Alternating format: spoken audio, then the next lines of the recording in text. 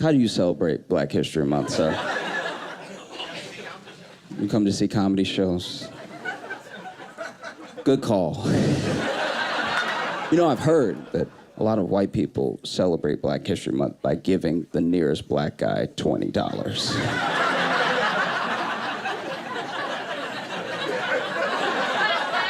If that ain't the slickest shit I've ever seen in my life. Y'all can't see him. He went...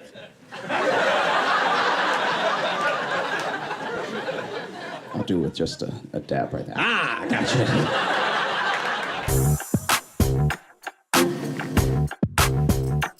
My name is Josh Johnson, and I'm originally from Louisiana. Growing up in Louisiana was like being in a bathtub and you can't get out, and the water is dirty, and it's racist. Clap your hands, everybody, for Josh Johnson! I don't know if you can tell by looking at me, but I was fired from being in a gang.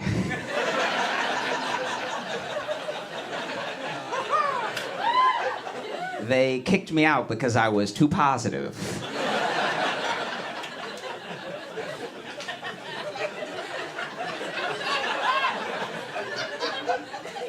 They were like, "Why you always smiling, dog?" I'm like,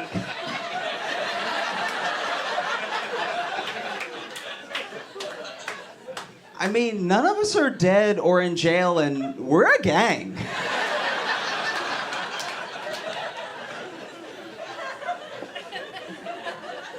They also kicked me out because I apologized too much.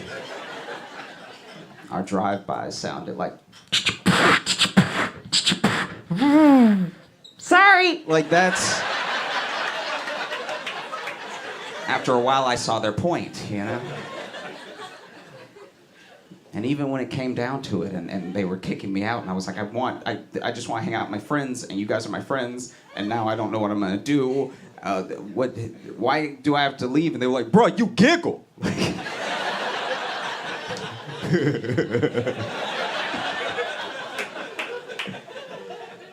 You just like a bad influence, dog. You know what I mean? Like, you over here bringing in puppies and lemonade and like...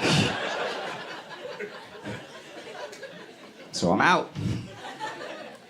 I didn't know that I looked busted today until a homeless man didn't bother asking me for change.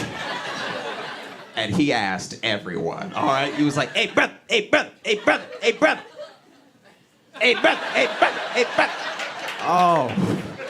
Oh, it hurt my soul.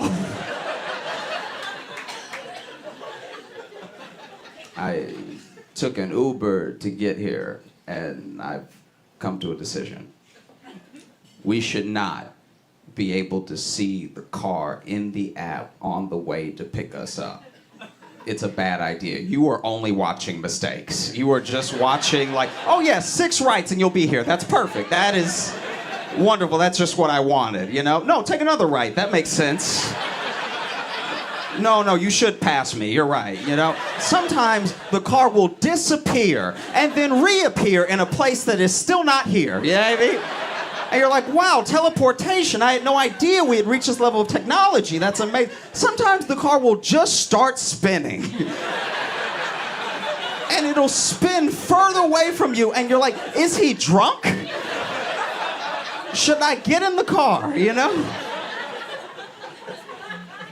It's terrible, and it's disrespectful to the driver, you know? Because it's only their job to drive you, not to look cool on the way to pick you up.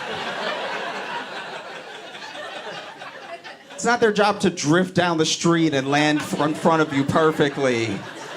Pop the car door open like Ryan Gosling. It's just their job to drive you. They're not at work yet, and you're watching them. Imagine if you had that. Imagine if your boss had you on a screen before you got to work.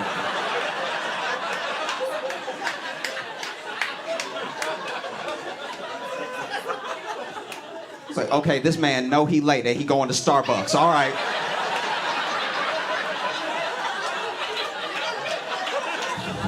Okay, we're gonna have to have a discussion.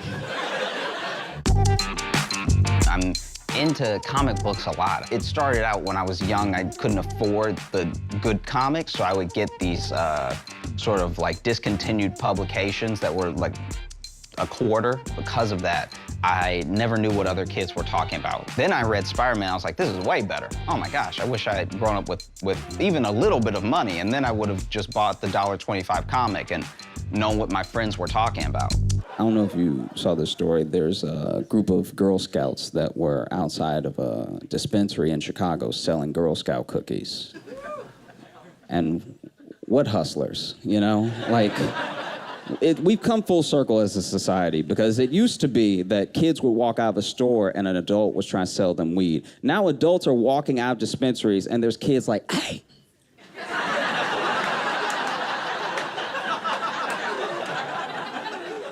Hey. I got that good shit. You hungry? Everybody get hungry. You don't want none of this? I got that Thin Man. I got that samosa. I got that praline. I got that mango cream. I got that shortbread. I used to think a lot about who I wanted to be when I grew up, like what I wanted to be, everything, you know? And I think I finally decided, when I grow up, I want to be the dude that I am on the first date. That would be amazing. If I could be that dude for real, that is... He is somebody to aspire to, you know what I mean? That dude Reed.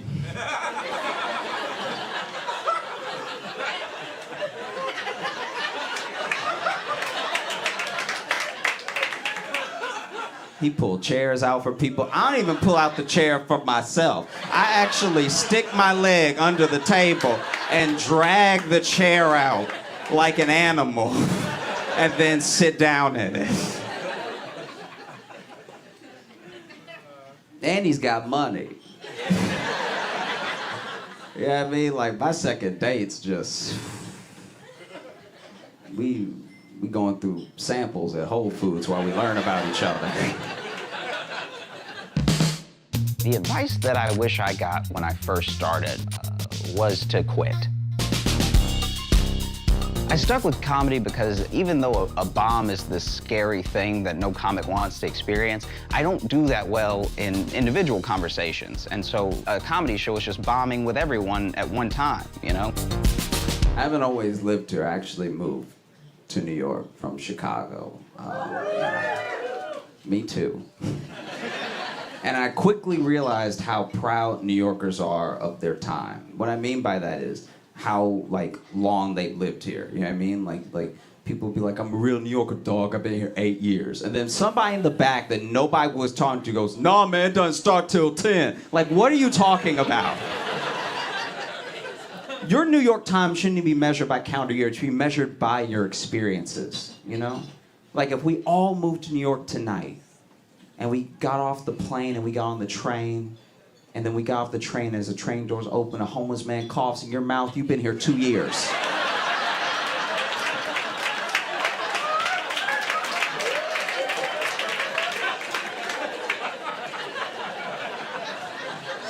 That's 2 full years right there.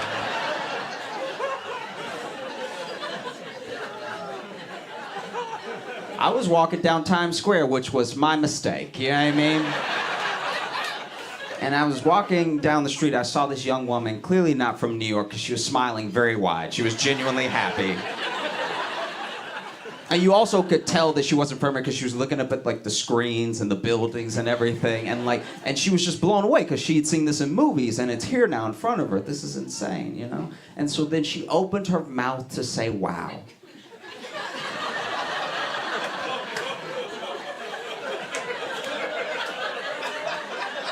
Everyone who laughed is from New York. She opened her mouth to say wow because she was full of joy and hope and life.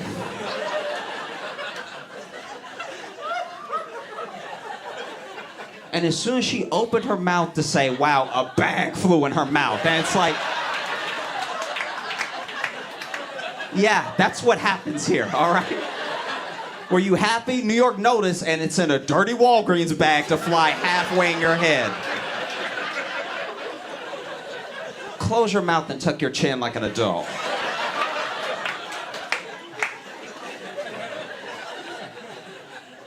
To take the train everywhere, and it's exhausting. I know that everyone doesn't have this problem, but I'm like, I don't know, I'm just pressed up against people the entire ride, just like mushed in between people. I'm surprised no one is in me. I'm pressed up against so many people so hard. And I'm not a big man, so if I get pressed up against two big men, it's not uncommon for my feet to leave the ground. So now I'm just dangling in between two grown men as the train goes. And then they go to get off, and I'm like, sir, please don't do this. I got 3 more stops, please. Like, it's a terrible feeling. I was on the train with one of those ladies that had those baby backpacks. You know what I'm talking about? Where the baby is the backpack? Like, she don't want to look at her kid. Like the baby hanging in the other direction, you know, in some sort of like suspended timeout. Baby could be gone for all she knows. It could be a sack of potatoes. Traded for a baby and she'd still just keep walking, you know what I mean? So it was just me and the baby pressed up against each other, nose to nose like this, just mushing heads. And this is a baby, that's a soft head. I should not be mushing my grown skull against this baby, you know? But I'm mushing up against the baby, and I look at the baby, and the baby looks at me, and he's like, I don't know.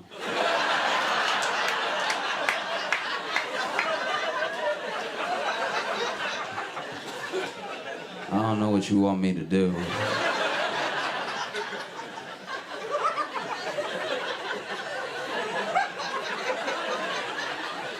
I'm a baby. My feet don't touch the ground either.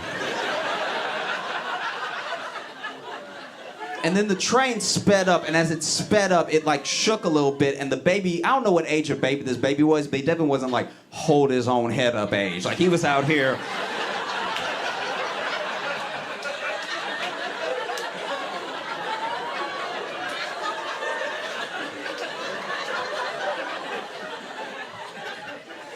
So then the train sped up and the baby went weightless, and for a split second his little foot went in my mouth, right? And like I didn't close my mouth, I didn't suck on his foot, but still it was a baby foot in the dirty New York air, you know what I mean? And so I'm choking, and as I'm choking, because there's no shoe, but I mean I'm choking, and I look at the baby and the baby looks at me, he's like, I don't know what you're doing.